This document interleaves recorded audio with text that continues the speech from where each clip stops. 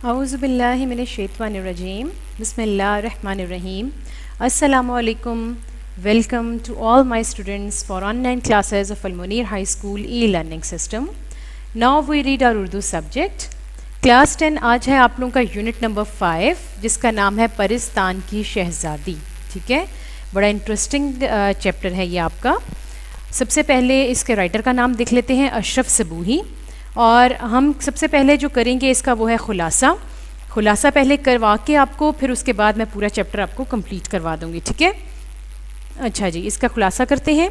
اشرف صبوحی ایک صاحب طرز ادیب تھے. سبق پرستان کی شہزادی داستان ہے جس میں پرستان کی سیر کا احوال پیش کیا گیا ہے. ٹھیک ہے, اب اس کا سٹارٹ کرتے ہیں. سیدانی بی کا ایک وقت میں بڑا شہرہ تھا, یعنی بڑی مشہور تھی وہ. ان کے ہنر کی دھاک قلعے کی تمام مغلانیوں پر تھی, یعنی کہ بڑے بڑے لوگ جو ہیں ان کے ہنر کی وجہ سے پہچانتے تھے. جوڑوں کی سلائی, کڑھائی اور ٹکائی میں کبھی ملکہ نے بلایا تو کبھی نواب سلطان بیگم نے بلا بھیجا. ٹھیک ہے, یعنی اس سے پتہ چلتا ہے کہ ان کو سلائی کڑھائی میں کافی عبور حاصل تھا. وہ ہنر مند تھی بہت زیادہ سلائی اور کڑھائی کی. پل بھر کی فرصت میسر نہ تھی, لیکن جب بڑھاپے نے آ گھیرا تو کوئی پوچھنے والا نہ تھا. پڑوس کے میر صاحب نے خدا ترسی کی اور انہیں اپنے پاس رکھ لیا. کہا جاتا ہے کہ سیدانی بھی نہایت شریف گھرانے کی بیٹی تھی. مرہٹھا گردی میں ان کا خاندان تباہ ہو گیا اور یہ بیوہ ہو گئی. دوسری شادی کو برا خیال کیا جاتا تھا اور سیدانی بی نے رنڈاپا اپنی ہنر مندی اور سلیقہ شاعری میں گزار دیا. جوانی عزت و آبرو سے گزری, بہت کمایا لیکن سنبھال کر نہ رکھا. پرانے شریفوں میں ایک یہی برائی تھی کہ وقت کی قدر نہیں کرتے تھے. بڑھاپے میں انہیں میر صاحب نے اپنے گھر میں جگہ دے دی اور گھر والے سب ان کی بہت عزت کرتے. سیدانی بھی پہلے اداس اور شرمندہ سی رہیں, لیکن کب تک, پھر خود ہی ان میں گھل مل گئیں. صبح نماز کے بعد بچوں کو قرآن پڑھاتی, دوپہر میں سلائی کڑھائی کرتیں اور شام کو کھانوں کی ترکیبیں بتاتیں اور رات کو سوتے وقت کہانیاں سناتیں. میر صاحب اور ان کی بیگم خوش تھے کہ بچوں کی تربیت کے لیے خدا نے مفت کی استانی بھیج دی. ایک سردیوں کی سرد رات, دالانوں کے پردے پڑے ہوئے, سب بچے بڑے لحافوں میں دب کے سیدانی بی سے کہانی سن رہے تھے. ٹھیک ہے, اب آگے دیکھتے ہیں. کہانی انڈا شہزادی کی تھی. بیگم میر بھی نماز وظیفہ سے فارغ ہو کر وہاں آ بیٹھیں اور باتوں باتوں میں سیدانی بی سے پوچھا, کیا یہ سچ ہے کہ تم پرستان سے آئی ہو؟ تو اس پر سیدانی بی نے جواب دیا کہ پہلی بار تو وہ مجھے دھوکے سے لے گئے, لیکن جب بھید کھلا تو بہت ڈری, لیکن اب کیا ہو سکتا تھا. اس کے بعد جب کبھی دوبارہ جانا ہوا تو ہنسی خوشی گئی اور آئی. بیگم میر کہتی ہیں کہ بیگم میر کو کہتی ہیں کہ میرا تو خوف کے مارے دم نکل جاتا, لیکن شاباش تمہاری تربیت کرنے والوں پر کہ انہوں نے ایسی اچھی تربیت کی. سیدانی تم کیوں گئی؟ اب بیگم صاحبہ اس کو کہہ رہی ہیں سیدانی بی کو کہ اگر میں تمہاری جگہ پر ہوتی تو میرا تو خوف کے مارے دم نکل جاتا. اب سیدانی بی تم کیوں گئی؟ بادشاہ نے مجھے بیٹی کے جوڑے ٹانکنے کے لیے بلایا تھا. سیدانی بی نے جواب دیا, نواب اعظم الدولہ کی بیٹی کی شادی تھی, دن رات کام تھا, ایک دن بلاوے آتے رہے لیکن میں نہ گئی. اپنی پسند کا پکوان بنوایا, جمعے کا دن تھا, نہائی دھوئی اور خوب آرام کیا. شام کو کسی نے آواز دی کہ سرکار نے بلایا ہے. میں بڑے نخروں سے جایا کرتی تھی اور اپنے پسندیدہ پکوان کو چھوڑ کر جانا میری عادت کے برعکس تھا, یعنی کہ خلاف تھا, لیکن میں نے انکار نہ کیا اور سر پر چادر اوڑھ ساتھ ہو لی. تھوڑا دور جا کر احساس ہوا کہ پاس ہی تو گھر ہے, یہ کہاں لے جا رہے ہیں, اور نہ ہی ہٹو بچوں کی آوازیں آ رہی ہیں. ذرا پردہ سرکار کر دیکھا تو جنگل اور سائیں کی آوازیں. کہاروں سے دریافت کیا, جواب ملا کہ بادشاہ سلامت نے بلایا ہے. کچھ دیر کے بعد پھر پوچھا کہ میں سیدانی ہوں, سچ بتاؤ کہاں لے جا رہے ہو, تم سب کو راکھ کر دوں گی. اس نے جواب دیا, سیدانی بھی گھبراؤ نہیں, ہمارے بادشاہ سلامت سیدوں کو بہت مانتے ہیں. ڈرتے ڈرتے دیکھا کہ پالکی ایک محل کے آگے رکی ہوئی ہے. فانوس نہیں ہے لیکن روشنی بہت زیادہ ہے. پریاں ادھر ادھر پھر رہی ہیں اور بڑی رونق لگی ہوئی ہے. ایسی رونق تو ہمارے بادشاہ کے ہاں بھی نہیں. ایک پری میرے پاس آئی اور مجھے بادشاہ اور بیگم بادشاہ کے پاس لے گئی. سونے چاندی کے درخت, پھلوں کی جگہ, ہیرے جواہرات لٹکے ہوئے ہیں. بادشاہ کے دربار میں بلور کی کرسیاں بچھی ہیں اور ان پر پری زاد بڑی شان اور تمکنت سے بیٹھے ہیں. بادشاہ سلامت یاقوت کے تخت پر بیٹھے ہیں. ان کے پہلو میں 14-15 برس کی لڑکی بیٹھی ہے. ٹھیک ہے, اب آگے پڑھتے ہیں. کانپتے جسم سے آگے بڑھی, مطلب وہ تھوڑا سا خوف تھا نا دل میں, تو کانپتے جسم سے آگے بڑھی بیگم بادشاہ بولیں گھبراؤ نہیں سیدانی بھی، تمہیں علم نہیں کہ ہم اس نام کی کتنی عزت کرتے ہیں۔ تو مجھے حوصلہ ہوا کہ یہ مسلمان ہیں، کوئی ڈر نہیں۔ بیگم بادشاہ نے کہا سیدانی سارا رستہ تو تم ڈرتی آئی ہو۔ میں نے جواب دیا سارا رستہ تم ڈرتی آئی ہو، یہ وہ پوچھ رہی تھی۔ میں نے جواب دیا سرکار سنسان جنگل اور پھر کہار کی شکل ایسی کہ ڈر تو لگے گا ہی۔ میرے چاروں طرف دیکھنے پر بیگم صاحبہ کو شک ہوا، انہوں نے کہا کہ ہماری شکلیں اصلی ہیں، گھبراؤ نہ۔ شہزادی ہنسنے لگی اور کہنے لگی کہ موئے بکر گدھے نے ڈرایا ہوگا۔ اتنے میں خوان اترنے لگے، ایک بالشت کے پودے پھلوں سے لدے، میں کیا کھاؤں اور کیا نہ کھاؤں۔ بیگم بادشاہ نے کہا سیدانی بھی ہاتھ بڑھاؤ تو باقی بھی شامل طعام ہوں، یعنی کہ سب سے پہلے جیسے ہم فار ایگزامپل ہمارے گھر کوئی مہمان آتے ہیں تو ہم سب سے پہلے ان کو کہتے ہیں نا کہ سٹارٹ کریں، اسی طرح سے انہوں نے کہا کہ تم شروع کرو تاکہ باقی تمام بھی کھانے میں شامل ہو سکیں۔ عرض کیا بیگم صاحبہ کھانے کی چیز ہو تو کھاؤں؟ انہوں نے جواب دیا کھانے کے بارے میں سوچئے، وہی مزہ اور ذائقہ آئے گا۔ ایک زرد پھل توڑا، سب بونٹ پلاؤ کے ذائقے بھول گئی۔ بونٹ پلاؤ ہوتا ہے بیٹا مطلب سفید کابلی چنوں کا جو پلاؤ ہوتا ہے نا، اس کو کہتے ہیں۔ انہوں نے کہا کہ میں نے وہ ذائقہ تصور کیا اور جب وہ منہ میں ڈالا تو میں مطلب کہ اتنا شاندار تھا وہ کہ میں تمام ذائقے بھول گئی۔ محل میں 20 مرتبہ بڑے ذائقے کے پکوان کھائے لیکن ان کا ذائقہ ہی الگ تھا۔ پانی کی طلب پر یاقوتی گلاس آپ ہی آپ لبوں سے آ لگا۔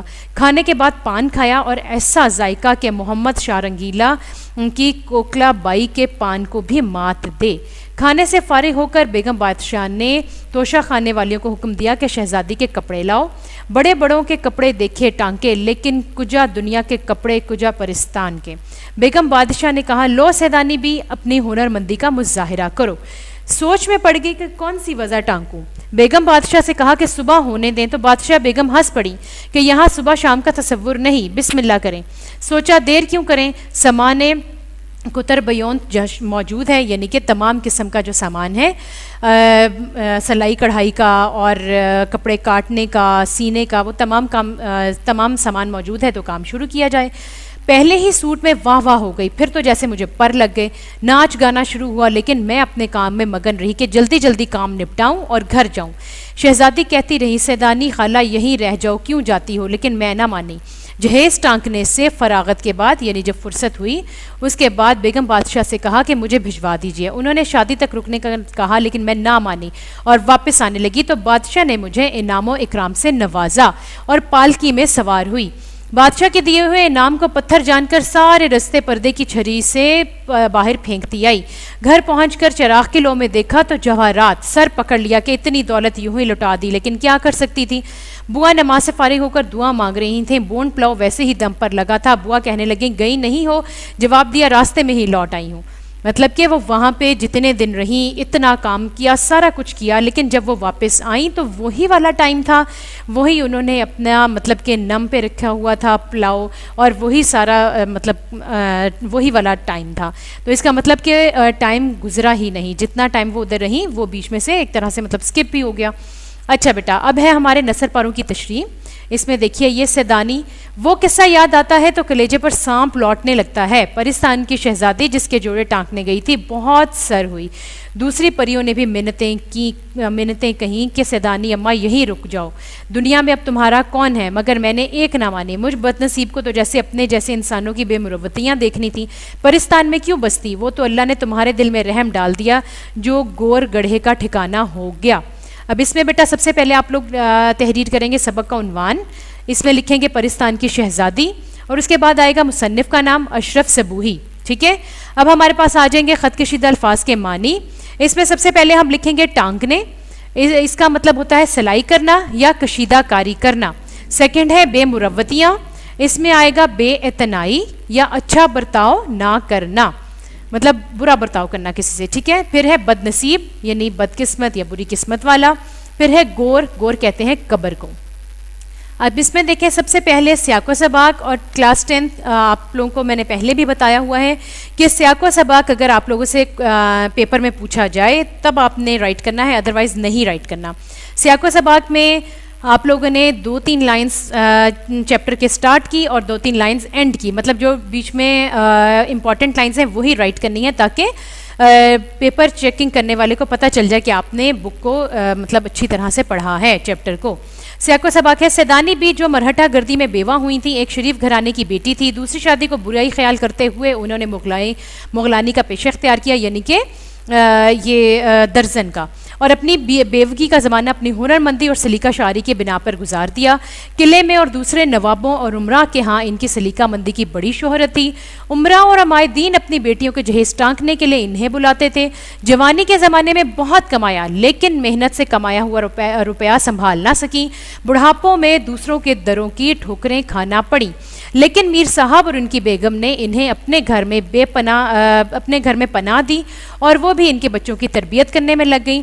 سیدانی بی کے بارے میں مشہور تھا کہ وہ پرستان سے ہو کر آئی ہیں. جب ان سے دریافت کیا گیا تو انہوں نے پرستان کی سیر کا احوال سنانا شروع کیا. یہ اقتباس اسی موقع سے لیا گیا ہے. اب بیٹا ہم تشریح کرتے ہیں. اشرف صبوحی ایک مشہور کہانی نویس تھے. آپ کو پتہ ہے کہ پہلے ایک دو لائنز جو ہیں آپ نے مصنف کے بارے میں ضرور تحریر کرنی ہوتی ہے, ٹھیک ہے. زیر نظر نثر پارہ ان کی داستان کا حصہ ہے جس میں سیدانی بی پرستان کی سیر کے دوران کا تجزیہ پیش کر رہی ہیں. تجربہ ہونا چاہیے یہاں پہ, اوکے. وہ کہتی ہے کہ جب پرستان کی سیر کا قصہ یاد آتا ہے تو ڈر اور خوف محسوس ہوتا ہے اور پچھتاوا بھی ہوتا ہے کہ کیوں واپس آ گئیں. پرستان کی شہزادی سہیل پری جس کے جہیز کے کپڑے تیار کرنے گئی تھی ضد کر رہی تھی کہ واپس خاکی دنیا میں نہ جاؤ. وہ پریاں جن سے تعلق بن گیا تھا وہ بھی ضد کر رہی تھی کہ پرستان میں ہی رہ جاؤ. دنیا میں اب تمہارا کوئی نہیں. والدین اور شوہر مرہٹہ گردی میں مارے گئے ہیں. اب میں مرہٹہ گردی میں مارے گئے تھے. میں اکیلی تھی. چنانچہ ان کا خیال تھا کہ مجھے پرستان میں ہی قیام پذیر ہو جانا چاہیے, لیکن میں واپس آنا چاہتی تھی. شاید میرے نصیب میں ہی یہ لکھا تھا کہ ان انسانوں کی بے اعتنائی اور بے وفائی دیکھوں جو کبھی مطلب کے لیے میرے پیچھے پیچھے گھومتے تھے. چنانچہ اللہ نے ان لوگوں کی اصلیت آشکار کرنا تھی اس لیے واپس آنا قسمت میں لکھا تھا. لیکن واپس آ کر پچھتاوا ہے کہ کیوں واپس آئی. وہی عمرہ و رؤسا جو گزارش کر کے مجھے بلا کر کام کرواتے تھے اب مطلب نہیں تو آنکھیں پھیر چکے ہیں. بڑھاپے میں جسمانی طاقتیں جواب دے گئیں اور کام کرنے کے قابل نہیں رہی. اب اپنا کوئی نہیں. بس میر صاحب اور ان کی بیوی نے گھر میں پناہ دی ہے تو زندگی آسان ہو گئی اور کفن دفن کا انتظام بھی ہو گیا, ورنہ ذلیل و خوار ہوتی. ٹھیک ہے, یہ اس کی تشریح تھی اس نثر پارے کی. اب سیکنڈ نثر پارہ جو ہے اس کو ہم دیکھ لیتے ہیں. یہ ہے اس کی کارسازی کے قربان صدقے مشکل کشا کے عقل نے ایسا کام دیا اور پہلے ہی جوڑے میں واہ واہ ہو گئی. شہزادی کا چہرہ بھی خوشی کا مارے پھول کی طرح کھل گیا. اب کیا تھا, میرے ہاتھ پاؤں میں گھوڑے لگ گئے. دنوں کا کام گھڑیوں میں ہونے لگا. کہانی بہت لمبی ہے, کہاں تک کہوں. جس کام کی آدمی دھن باندھ لے وہ ہو ہی جاتا ہے. آخر سارے جوڑے بھی سل گئے, ٹک بھی گئے. کتنے دن لگ گئے یہ کون کہہ سکتا ہے. ٹھیک ہے, اب اس میں تو آپ نے دیکھا نا کہ ان کو پتہ ہی نہیں چلا کہ کتنے دن بعد وہ واپس آئی تھی. اب اس میں دیکھتے ہیں. سبق کا نام ہے پرستان کی شہزادی. مصنف کا نام ہے اشرف صبوحی. خط کشیدہ الفاظ کے معنی دیکھتے ہیں. کارسازی کام بنانا یا کام کرنا. مشکل کشا مشکلات حل کرنے والا. تھرڈ پہ ہے واہ واہ تعریف و تحسین. اور دھن باندھ لینا یعنی خیال جمانا یا لگن پیدا کرنا, یا اپنے دل میں مطلب ڈال لینا کہ میں نے یہ کام کرنا ہی کرنا ہے. اب دیکھیے تشریح ہے. تشریح میں ہے اشرف صبوحی کا شمار ممتاز نثر نگاروں میں ہوتا ہے. سبق پرستان کی شہزادی ان کی معروف داستان ہے جس میں پرستان کی سیر کا احوال پیش کیا گیا ہے. اب کیا ہے, زیر تشریح نثر پارے میں سیدانی بی جو پرستان میں بادشاہ کی بیٹی کا جہیز ٹانکنے گئی تھیں پرستان میں اپنے کام کا احوال بتا رہی ہیں کہ اللہ تعالیٰ نے کام بنا دیا. مشکل کشا نے دستگیری کی. سمجھ بوجھ میں ایسی وضع کا خاکہ آیا کہ جیسے ہی اس طرز اور بناوٹ کا جوڑا سلائی کیا اور اس پر کشیدہ کاری کی اسے دیکھ کر سب اشش کر اٹھے. بیٹا اس لائن کا یہ مطلب ہے کہ جب وہ ادھر گئیں اور انہوں نے اس وقت ڈرتے ڈرتے کام شروع کیا کہ یہ تو پرستان ہے, پتہ نہیں وہاں پہ لوگوں کو میرا کام سمجھ میں آئے, ان کو پسند آئے یا نہ آئے, لیکن سمجھ میں جو مطلب خاکہ آیا ویسا ہی انہوں نے کام شروع کیا تو سب نے ان کی بہت تعریف کی, اشش کر اٹھے. شہزادی بھی وہ جوڑا دیکھ کر بہت خوش ہوئی. بس اب میں نئی نئی وضع کے جوڑے ٹانکتی گئی. اور جب آپ کو پتہ ہے کہ مطلب تعریف ہو جائے، واہ واہ ہو جائے، یا کوئی کہہ دے کہ یہ کام بالکل پرفیکٹ کیا ہے، تو پھر اس کے بعد کام کرنے کا مزہ بھی آتا ہے اور پھر انسان بہت پرسکون ہو کر کام کرتا ہے. اسی طرح سے انہوں نے کہا کہ جب ان کی واہ واہ ہو گئی تو پھر وہ بہت پرسکون ہو کر کام کرنے لگیں. تیز رفتاری سے کام کرتی گئیں، دنوں کا کام لمحوں میں ہونے لگا، یوں پورے جہیز کے کپڑے ٹانک دیے. بس اصول یہی ہے کہ جس کام کی دھن باندھ لیں، ذوق و شوق سے کریں، محنت کریں، وہ کام ہو ہی جاتا ہے. بالآخر جہیز کے سارے جوڑے سل بھی گئے اور ان پر کڑھائی کا کام بھی ہو گیا. سارا کام شاندار تھا. پرستان میں دن اور رات کی تخصیص نہیں ہوتی، یعنی کہ دن اور رات کی کوئی دن اور رات میں فرق ہی نہیں ہے. جب تھک جاؤ سو جاؤ، پھر اٹھ جاؤ، دن ہی دن ہے. اب وہاں کتنے دن لگے نہیں بتایا جا سکتا، کیونکہ وہاں وقت کا حساب ہے ہی نہیں. ہاں، جتنا کام تھا اگر یہاں دنیا میں انسانوں میں کیا جاتا تو 1 سال سے زیادہ کا عرصہ لگتا. ٹھیک ہے، مطلب جتنا کام انہوں نے وہاں پہ کیا اگر وہ یہاں دنیا میں وہ کرتی تو اٹس مین کہ وہ کہتی ہیں کہ وہ 1 سال میں مکمل ہوتا. اوکے بیٹا، اب ہے ہمارے پاس مشق ہماری شروع ہو جاتی ہے. سوالات کے مختصر جوابات. سب سے پہلا ہے، سیدانی بی نے گزر اوقات کے لیے کون سا پیشہ اختیار کیا؟ اس کا جواب تحریر کریں گے آپ. سیدانی بی نے گزر اوقات کے لیے مغلانی کا پیشہ اختیار کیا. سیکنڈ ہے، میر صاحب اور ان کی بیوی سیدانی بی کی کس بات پر زیادہ خوش تھے؟ اس کا جواب آپ لکھیں گے، میر صاحب اور ان کی بیوی دونوں خوش تھے کہ سیدانی بی کو بچوں کی تربیت کے لیے خدا نے بھیج دیا. ایسی شریف، نماز روزہ کی پابند، ہنر مندستانی صرف روٹیوں پر کہاں میسر آتی ہے. مطلب وہ ان کو کچھ اور نہیں دیتے تھے، صرف ان کا کھانا وغیرہ کا دھیان رکھتے تھے. اب ہمارے پاس تیسرا سوال ہے، پرستان کے بادشاہ نے سیدانی بی کو کس کام کے لیے بلوایا تھا؟ پرستان کے بادشاہ نے سیدانی بی کو اپنی بیٹی کا جہیز ٹانکنے کے لیے بلایا تھا. اب ہے ہمارے پاس چوتھا سوال ہے، 4th کوسچن، بادشاہ بیگم کا اصلی نام کیا تھا؟ بادشاہ بیگم کا اصلی نام زمرد پری تھا. اب ہم کرتے ہیں نیکسٹ کوسچن، پرستان کے پھلوں کی خاص بات کیا تھی؟ پرستان کے پھلوں کی خاص بات یہ تھی کہ ایک پھل توڑنے کے بعد فوراً دوسرا پھل نکل آتا اور جس پھل کا سوچتے اس کا ذائقہ محسوس ہوتا تھا.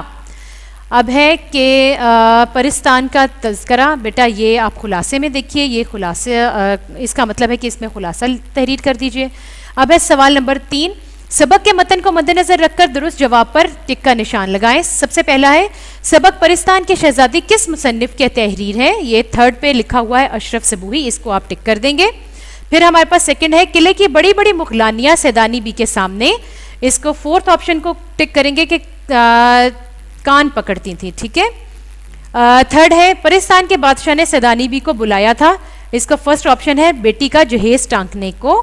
پھر ہمارے پاس 4th ہے، سیدانی بی کو کھانے میں مرغوب تھا، 2nd بونڈ پلاؤ، اس کو آپ ٹک کریں گے. پھر آئے گا، پرستان میں پھلدار پودے بڑے تھے، کتنے؟ بالشت بھر، یعنی کہ 1 انگلی کے برابر.